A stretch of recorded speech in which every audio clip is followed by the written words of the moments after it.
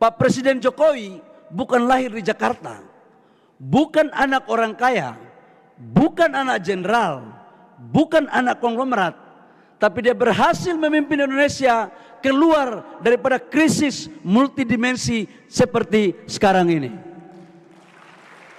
Datanglah pemimpin kita dari pinggiran kali Solo yang namanya Pak Jokowi. Badannya tidak segemuk Pak Karno, badannya tidak segemuk Pak SBY, tapi nyalinya minta ampun. Nyalinya minta ampun.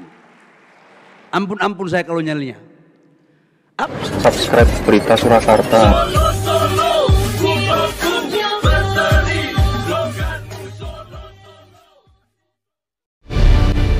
Langsung saja saya mengundang untuk berkenan memberikan kuliah umum Menteri Investasi Kepala Badan Koordinasi Penanaman Modal Republik Indonesia, Bapak Bahlil Lahadalia.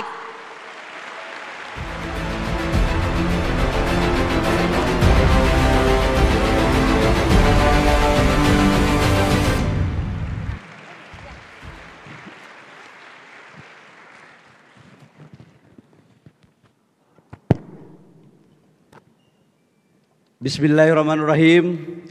Assalamualaikum warahmatullahi wabarakatuh.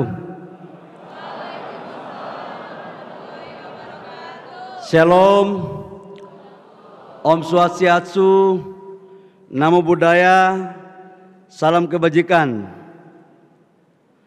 Yang sama-sama kita hormati, kita banggakan dan kita cintai Rektor IPDN Profesor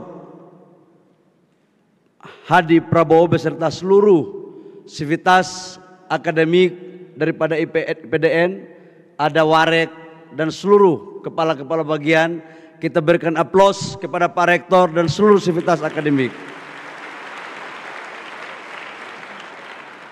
Tadi saya sempat ngomong sama Pak Rektor.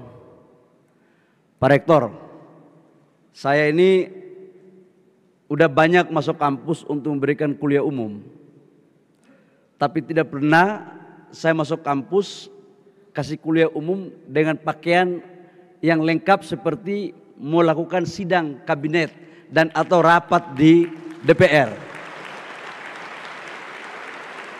Nggak pernah saya. Tapi hari ini saya memakai jas dan lengkap karena saya tahu yang saya akan berdiskusi hari ini adalah praja-praja terbaik bangsa yang menjaga benteng persatuan dan keutuhan negara kesatuan Republik Indonesia dan sekaligus menjadi pelayan rakyat yang terbaik. Yang saya hormati Pak Sesmen dengan seluruh deputi saya. Yang kedua Pak Prof, saya juga nggak pernah kasih kuliah umum membawa dengan seluruh eselon 1 saya. Baru kali ini saya rasanya gugup untuk berbicara di hadapan kurang lebih 4.000 lebih praja-praja yang tergabung dalam IPDN di seluruh Indonesia. Karena saya tahu mereka adalah putra-putri terbaik bangsa yang ikut mengambil bagian dalam pembangunan nasional.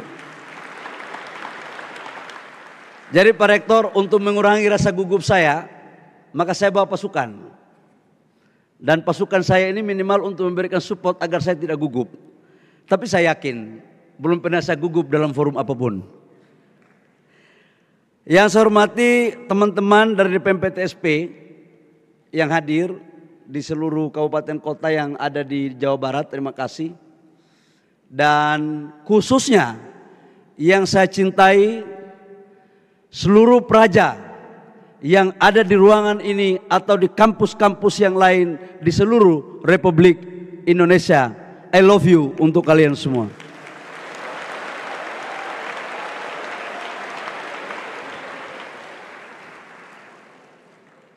Pertama, saya harus mengatakan bahwa tidak semua anak-anak bangsa di seluruh pelosok tanah air itu terpilih dan atau ikut melakukan seleksi dalam proses untuk masuk di IPDN. Pasti banyak semuanya yang ikut. Dan tidak semua yang ikut tes itu terpilih. Saya tahu betul Pak Rektor, sebagai anak kampung, saya kebetulan dari wilayah timur, kelihatannya Pak Rektor lebih tahu betul daripada istri saya dari proses saya bagaimana sejak lahir dan berkarir. Kita berikan aplaus sekali lagi pada Pak Rektor. Saya kagum banget sama Pak Rektor ini. Sebagai anak kampung pasti mempunyai cita-cita bermimpi untuk kuliah di kampus terbaik ini. Bahkan dalam sejarah IPDN lebih duluan daripada taruna-taruna yang lain itu.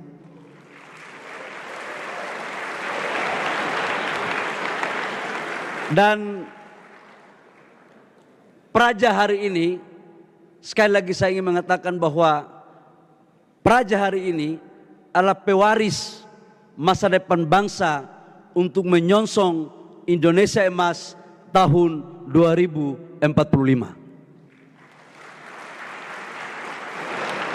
Nah, cuma kan persoalannya adalah kami sebagai generasi senior, Pak Rektor, saya, inilah generasi yang meletakkan kerangka untuk bagaimana menuju Indonesia Emas itu. Sebagai pertanggungjawaban moralitas saya, sebagai anak daerah yang ikut mengambil bagian dalam proses pembangunan bangsa, sebagai anggota kabinet, saya ingin menceritakan kepada teman-teman apa posisi negara hari ini dan bagaimana ke depan, dan kalian teman-teman Praja berada di posisi mana. Saya akan menceritakan pertama terkait dengan kondisi ekonomi global. Apalagi sudah dikasih penghargaan begini kan berat ini kelihatannya. Beban moralnya tambah berat. Tapi saya terima kasih Pak Rektor, karena sehari ini saya sudah merupakan bagian daripada keluarga besar IPDN. Karena itu saya akan memberikan informasi-informasi kekinian yang saya yakini belum tentu dosen-dosen di IPDN ataupun narasumber lain mempunyai data yang sama dengan saya. Karena hari ini saya memberikan data yang sangat up to date untuk praja-praja yang akan mendengarkan hari ini. Yang pertama, saya ingin mengatakan kepada teman-teman semua bahwa dunia hari ini tidak sedang baik-baik saja. Dunia tidak sedang baik-baik saja. Dan kalau kita belajar pada 4-5 tahun terakhir, itu dimulai ketika terjadi perang dagang antara China dan Amerika. Bagaimana perang dagang antara China dan Amerika melahirkan ketegangan global ekonomi. Karena ini adalah dua pemain raksasa besar ekonomi dunia. Amerika adalah pemain lama yang ingin menguasai ekonomi dunia. Dan China adalah salah satu negara terbesar jumlah penduduknya dan konsumsinya terbesar, menjadi pemain baru yang ingin menguasai dunia. Begitu terjadi perang dagang, belum selesai, muncul pandemi COVID-19. Dan hampir semua negara kena.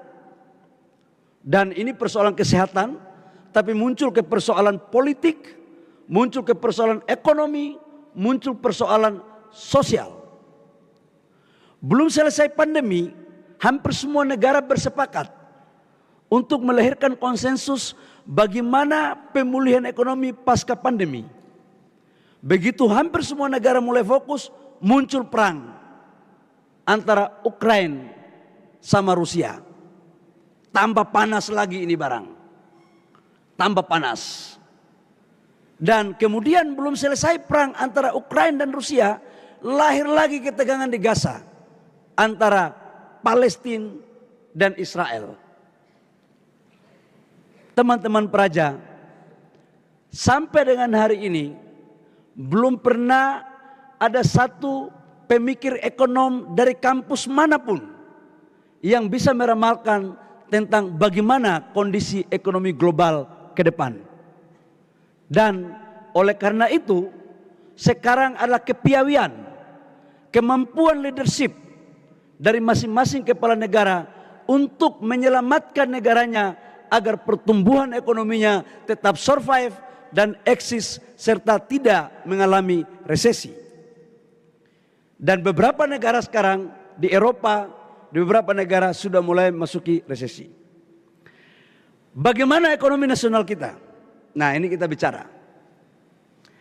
Teman-teman peraja, pertumbuhan ekonomi nasional kita di tahun 2023 masih tetap di atas 5% dengan inflasi kita di bawah 3%, dan pertumbuhan ekonomi di tahun 2023 adalah salah satu pertumbuhan ekonomi dunia terbaik yang Indonesia miliki.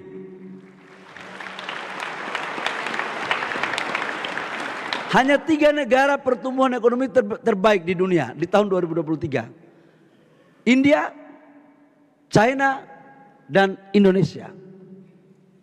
Selebihnya di bawah 5%. Dan pertumbuhan ekonomi tersebut didorong salah satu di antaranya adalah investasi. Saya harus paparkan ini kepada teman-teman peraja karena ke depan Kementerian Investasi tugasnya mendatangkan investasi. Tetapi yang akan mengurus investasi di daerah itu adalah camat, lurah, sekda, kepala dinas, dan mereka mayoritas adalah tamatan-tamatan daripada keluarga besar IPDN.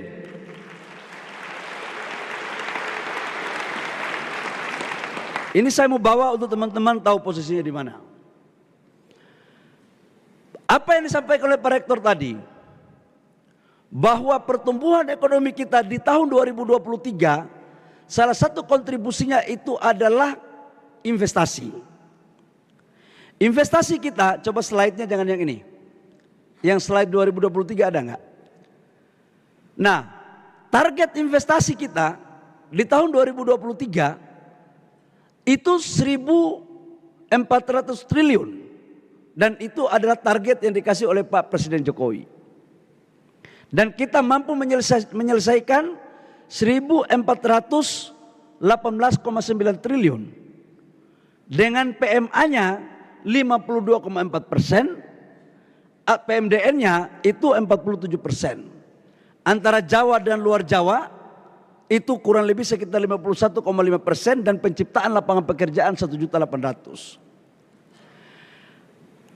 Teman-teman semua, realisasi investasi ini untuk sektor manufaktur di Asia Tenggara, Indonesia adalah yang paling besar peminatnya foreign direct investment masuk ke negara kita.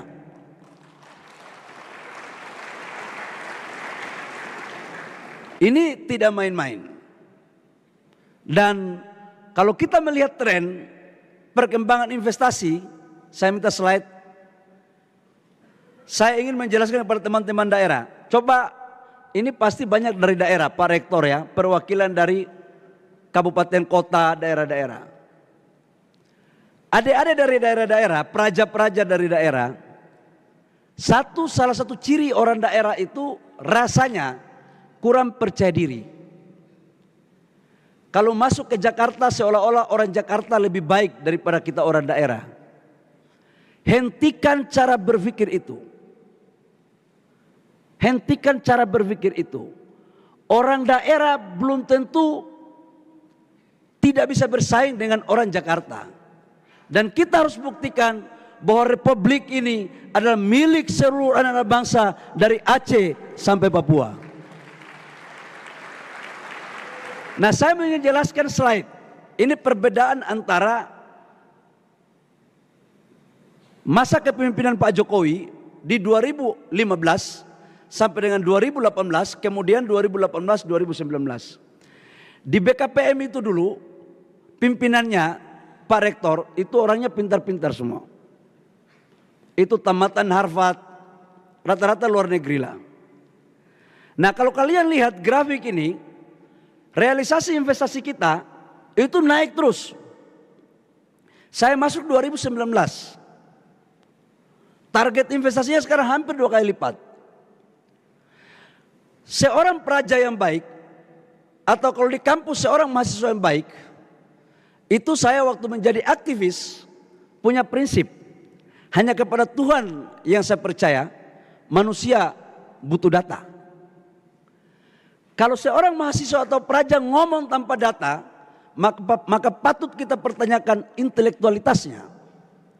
Dan ini adalah perbedaan antara 2018-2019 itu pimpinan BKPM-nya adalah tamatan Harvard, dan 2019 sampai 2023 pimpinan BKPM-nya adalah tamatan Papua.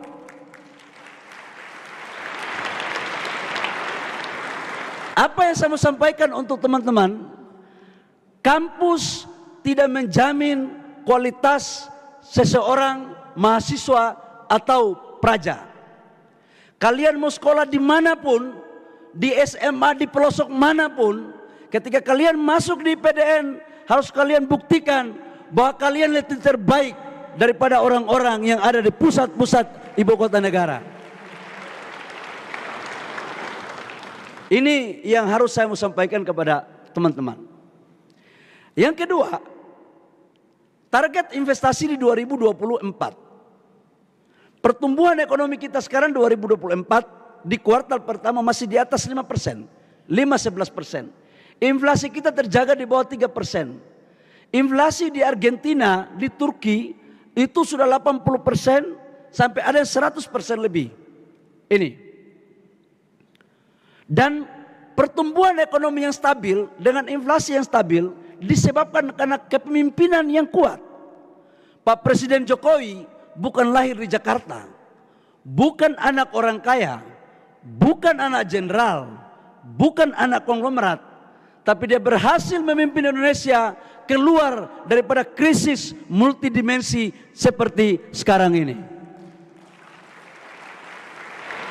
Jadi kita harus melihat inilah pertarungan pemimpin-pemimpin negara. Nah, ke depan praja-praja begitu pulang jadi camat, kan pasti terjadi pertandingan siapa camat terbaik di antara camat yang ada di kabupaten itu, atau siapa sekda terbaik. Minimalkan praja-praja ini minimal camat, sekda, insya Allah kepala dinas. Yang penting kerja baik-baik aja udah pasti di tangan. Nah, pertumbuhan ekonomi kita itu ada 4 kontribusinya. Konsumsi, investasi, spending pemerintah, ekspor impor. Nah, terkait dengan investasi, Bapak Ibu semua, adik-adik teman-teman semua, Bapak Presiden Jokowi memerintahkan kepada saya waktu itu, Mas Bahlil, membangun Indonesia tidak boleh membangun Jawa sentris. Harus Indonesia sentris. Dan itu adalah cita-cita para founding father kita. Dan begitu Pak Presiden Jokowi di periode pertama membangun infrastruktur masif dari Aceh sampai Papua, maka tugas tahap berikut pada periode kedua adalah bagaimana membangun kawasan pertumbuhan ekonomi. Maka perintah beliau kepada saya adalah bagaimana cara kamu, silakan kamu berpikir, nggak ada teorinya, ini saya masuk ke tema karena transformasi, nggak ada teorinya, saya kasih kamu kewenangan, tapi harus pemerataan pertumbuhan ekonomi. Saya bilang sama Presiden, oke Pak, tapi Bapak jangan tanya cara. Bapak tahu hasil, cara serahkan ke saya. Maka apa yang saya lakukan dengan teman-teman di tim Kementerian Investasi, sejak Indonesia merdeka sampai dengan 2020 kuartal ketiga, investasi di Jawa itu lebih besar ketimbang di luar Pulau Jawa. Makanya pertumbuhan ekonomi kita 70% itu ada di Jawa. Sejak 2020 kuartal ketiga kita rubah itu polanya. Kita dorong investasi di luar Pulau Jawa lebih banyak supaya apa? Terciptanya pertumbuhan kawasan ekonomi baru. Dan alhamdulillah sejak 2020 kuartal ketiga sampai dengan 2024 kuartal pertama, investasi di luar Pulau Jawa sudah lebih besar ketimbang di Jawa. Ini yang kalau kita bicara tentang keadilan. kita bicara tentang keadilan, sila kelima. Dan ini gaya kepemimpinan, ini transformasi kepemimpinan, teman-teman semua. Nah, kemudian negara mana saja sih yang masuk ke Indonesia untuk investasinya? Selama ini kan selalu mereka bilang Cina, Cina, Cina dan Cina terus. Kita bicara di WA grup paling banyak sekali hoaxnya. Teman-teman Praja sebagai generasi muda pewaris bangsa dan generasi cerdas, saya ingin membagikan data ini kepada kalian. Investasi yang pertama masuk yang paling besar itu adalah Singapura. Tetapi jangan kalian terlena dengan Singapura. Karena ini bukan duitnya Singapura saja. Tapi ini sebagian besar adalah duit orang Indonesia yang ada di Singapura. Mereka menjadikan Singapura sebagai hub. Yang kedua adalah China, Hong Kong, Amerika, Korea, Jepang. Bahkan dalam sejarah kita, Eropa tidak pernah masuk 10 besar dalam urutan FDI kita. Sekarang sudah 2 negara yang masuk. Artinya apa yang saya mau sampaikan? Investasi di Indonesia sangat inklusif. Tidak memberikan prioritas kepada negara manapun. Semuanya boleh masuk. Yang penting sesuai aturan perundang-undangan yang ada di dalam negara kesatuan Republik Indonesia. Ini yang teman-teman harus lihat. Jadi nggak benar itu kalau dibilang bahwa investasi itu hanya dikuasai, dimonopoli oleh satu negara tertentu. Ini peta umumnya. Nah, bagaimana ke depan peran Praja? Saya, Pak Rektor, saya lapor, dalam sejarah BKPM itu nggak pernah alumni IPDN masuk di Kementerian Investasi, belum pernah ada. Tapi saya punya intuisi mengatakan bahwa PNS yang diajarkan sejak dini tentang etos pelayanan birokrasi yang baik itu adalah IPDN yang dulunya STPDN. Karena itu di zaman kami memimpin BKPM, kami membawa 3 putra lulusan IPDN untuk membantu kami di Kementerian Investasi.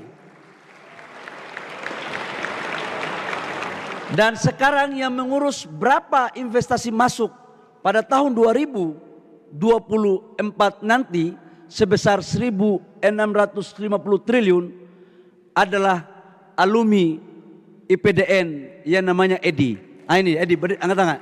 Nah, ini deputi dia sekarang, deputi. Jadi Praja itu nggak boleh lagi berpikir hanya mau jadi camat, sekda. Nggak bisa, sudah harus masuk pada sektor-sektor investasi. Karena diajarkan sejak dini. Ini.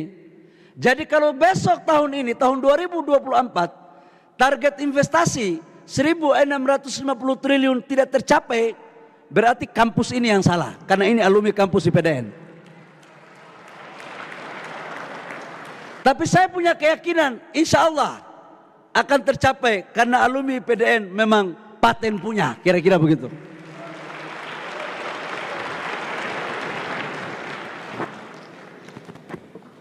Manu, sampai berapa? Oh, tolong ingatkan saya, soalnya saya kalau ngomong tanpa tes kadang-kadang lupa jam. Sekarang apa yang harus negara lakukan? Nah, kita berbicara. Apa yang harus negara lakukan ke depan? Bahwa Presiden Jokowi menyampaikan adalah program hilirisasi. Praja yang saya hormati, Belanda menjajah kita itu hanya mengambil apa? Sumber daya alam. Portugis menjajah kita mengambil apa? Sumber daya alam. Cengkeh, pala, rempah-rempah. Mereka olah semua di negara mereka waktu itu. Mereka jadikan negara kita adalah sumber bahan baku. Kemudian kita merdeka. Cokro Aminoto dengan Serikat Islamnya memperjuangkan sebagai embrio untuk memerdekakan bangsa kita lewat lahirnya Budi Utomo, Sumpah Pemuda, dan kemudian Soekarno-Hatta memperoleh kemerdekaan kita. Tujuannya apa? Agar kita mampu mengelola seluruh sumber daya alam kita untuk menciptakan nilai tambah di negara kita. Tapi apa yang terjadi? Undang-undang sudah dibuat sejak 67 tentang hilirisasi. Undang-undang Minerba sudah dibuat sejak 2009 dan tidak pernah kita melakukan hilirisasi secara masif. Datanglah pemimpin kita dari pinggiran kali Solo yang namanya Pak Jokowi. Badannya tidak segemuk Pak Karno, badannya tidak segemuk Pak SBY, tapi nyalinya minta ampun. Nyalinya minta ampun. Ampun-ampun saya kalau nyalinya. Apa yang saya mau sampaikan kepada teman-teman? Hilirisasi adalah sebuah jalan untuk menuju Indonesia emas. Maka ketika saya masuk di pemerintah, bahwa Presiden Jokowi memerintahkan kami untuk segera memikirkan langkah-langkah komprehensif terukur untuk merealisasikan investasi di bidang hilirisasi. Tepat pada bulan Oktober 2019 kami mendorong hilirisasi pertama di sektor nikel. Ekspor kita nikel di tahun 2017-2018 hanya 3,3 miliar US dollar. Hanya 3,3 miliar US dollar. Kemudian kita menyetop ekspor ore nikel ke Eropa. Kita menyetop dan kemudian kita membangun industri dalam negeri. Masif kita lakukan. Apa yang terjadi? 2023 nilai ekspor kita dari hasil hilirisasi nikel mencapai 33,5 miliar US dollar. Naik 10 tahun hanya waktu 4-5 tahun. Berarti selama ini kita dibohong-bohongi saja. Dan apa yang terjadi? Ketika kita menyetop ekspor ore nikel, Eropa membawa kita ke WTO. Negara-negara itu tidak terlalu ikhlas untuk melihat Indonesia maju dengan mengoptimalkan kekayaannya. Kita dibawa ke WTO. WTO itu adalah pengadilan internasional terhadap perdagangan.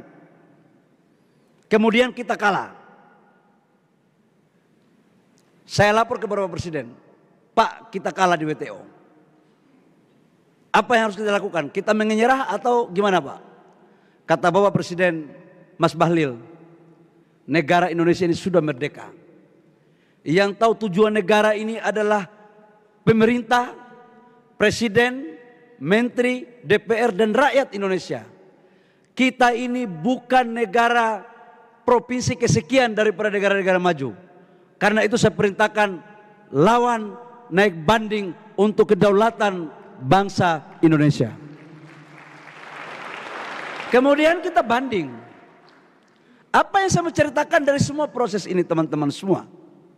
Ternyata sekarang di dunia itu sudah berbicara tentang green energy dan green industry. Sebentar lagi kita akan meninggalkan fosil dan batu bara. Semua orang akan berbicara tentang green semuanya. Salah satu contohnya saya mau bikin adalah pabrik mobil listrik.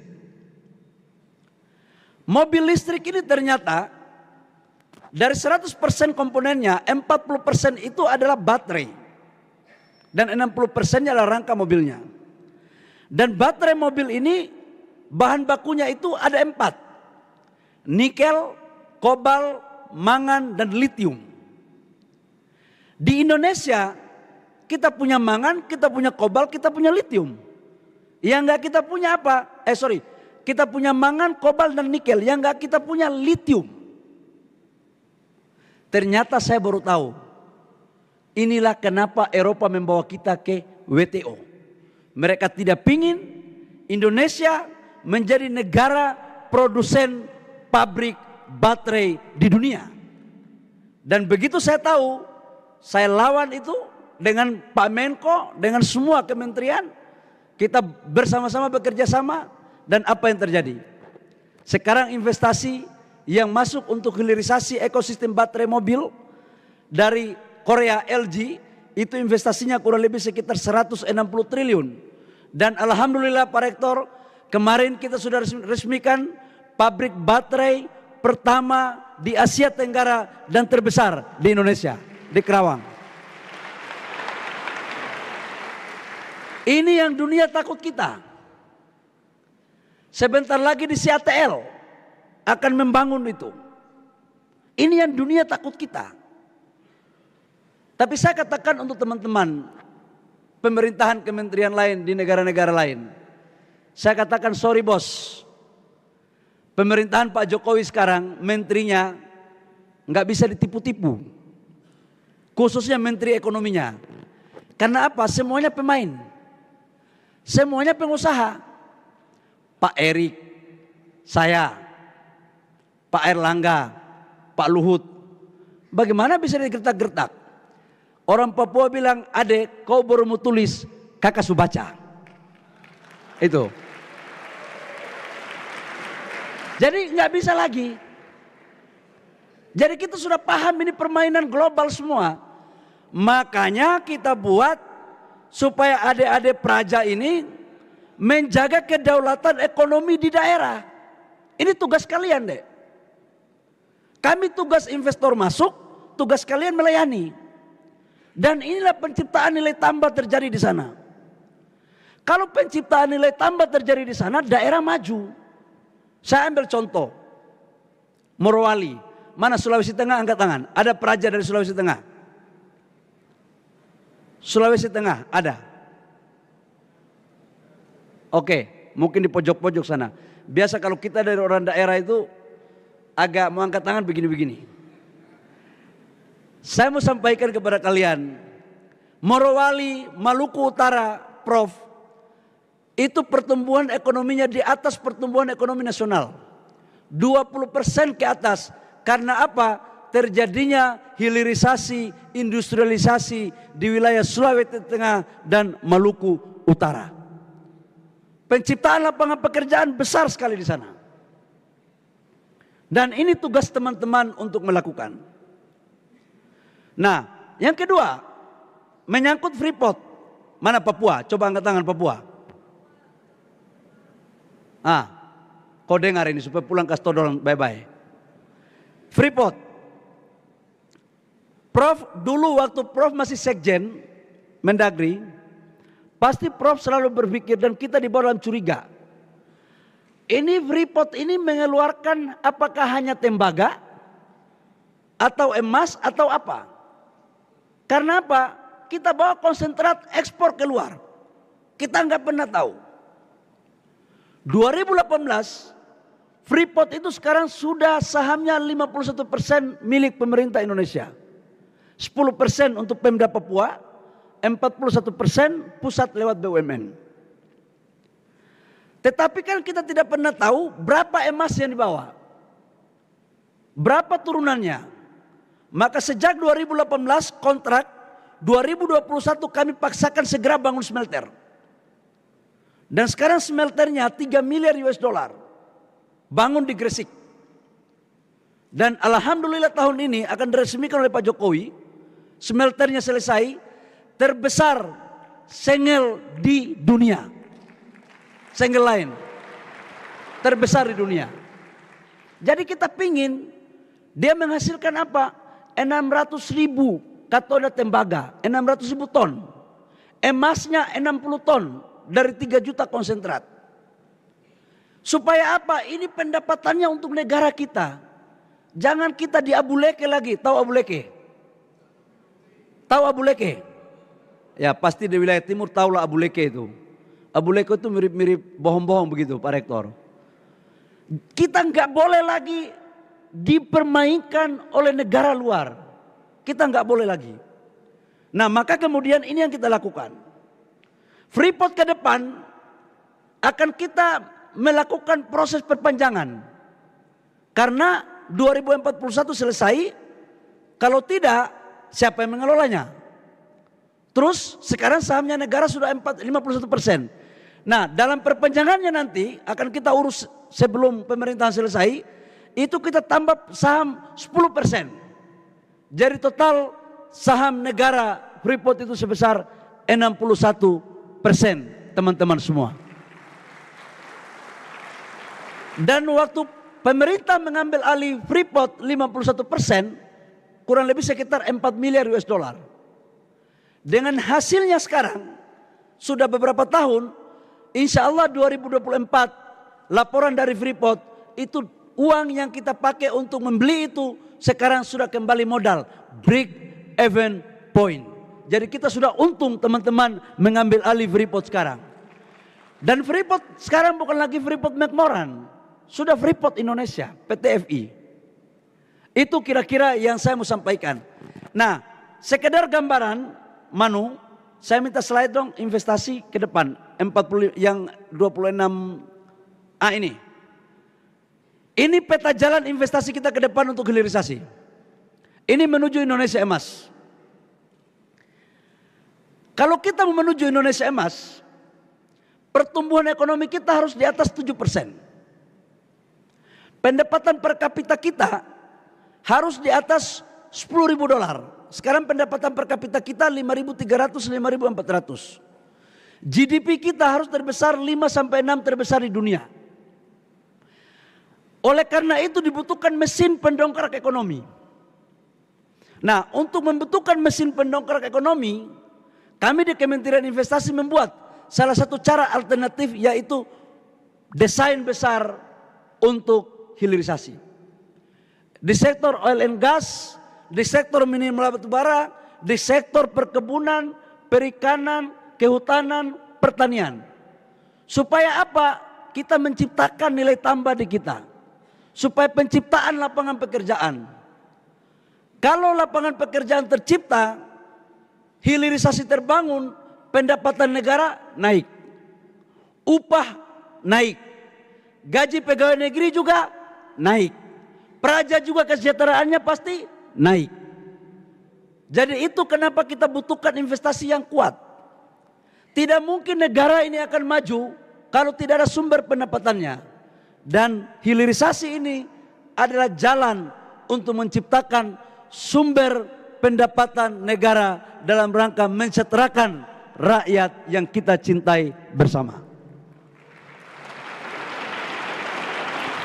Saya pikir itu sebagai closing dari teman-teman, dan Kementerian Investasi sekarang mendorong untuk setiap investasi yang masuk ke daerah wajib berkolaborasi dengan pengusaha-pengusaha daerah, dengan UMKM daerah. Orang daerah harus menjadi tuan di negeri sendiri. Jangan mereka menjadi penonton. Permennya sudah ada. Nah, tugas nanti praja-praja yang baru selesai pulang jadi pegawai di daerah, tolong tuntun teman-teman yang baru selesai sekolah.